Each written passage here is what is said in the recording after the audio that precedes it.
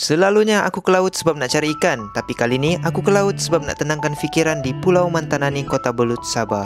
Jadi jom ikut aku explore dekat Pulau JSK, Mantanani, Kota Belud ni. Sebelum nak bergerak ke pulau, kita kenalah pergi JT dahulu untuk check-inkan barang dan menunggu bot. Dan sementara tunggu tu kita boleh pergi tengok mini pet zoo dan juga kita boleh tengok kawasan Sungai Muara dekat JSK ni. Bila bot dah nak bergerak, kita pun pakai life jacket dan masuk ke dalam bot. Bot ni mengambil masa lebih kurang 40 minit kalau cuaca baik. Kalau nasib korang tak baik, laut bergelora, mungkin ambil masa dalam sejam lah.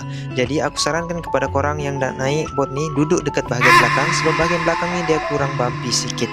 Korang tengok ni keadaan laut memang bergelora bila kita start keluar daripada mulut muara untuk pergi ke laut. Kalau korang duduk depan macam dengan aku ni, aku rasa macam naik roller coaster tau dengan keadaan laut yang bergelora ni.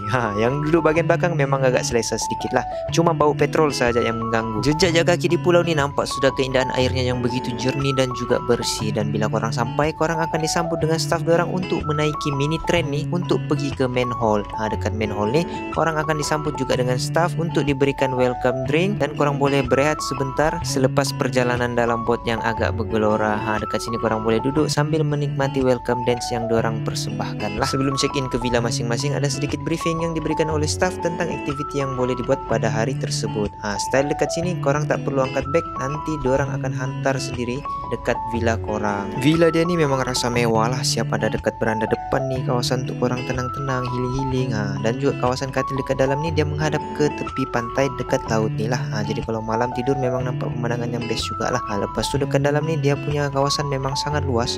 Kalau korang nak tidur satu family pun aku rasa boleh, minta saja dengan dorang ekstra katil. Kawasan tandas pula memang agak bersih dan juga selesa.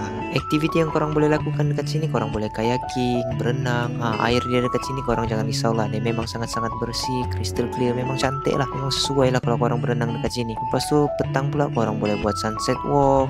Korang boleh lihat keadaan matahari terbenam, memang sangat-sangat cantik lah dengan langit yang ke oren-oren, kekuningan ni memang sangat-sangat puas hati lah kalau korang planning nak pergi sini untuk healing-healing. Lepas tu korang boleh buat juga aktiviti snorkeling. Tapi kalau arus kuat memang agak payah sikit lah. Kita pun akan dibawa ke tempat-tempat snorkeling yang cantik-cantik, batu karangnya memang sangat-sangat best lah, boleh nampak ikan-ikan. Jangan korang pergi tengok ikan duyung sudah. Kalau korang nak datang sini jangan ambil sehari sebab masa dia agak singkat. Tempat ni memang sesuai untuk buat aktiviti keluarga, pasangan yang nak pergi honeymoon. Cuma aku sarankan kalau korang datang sini bawalah bekal sendiri.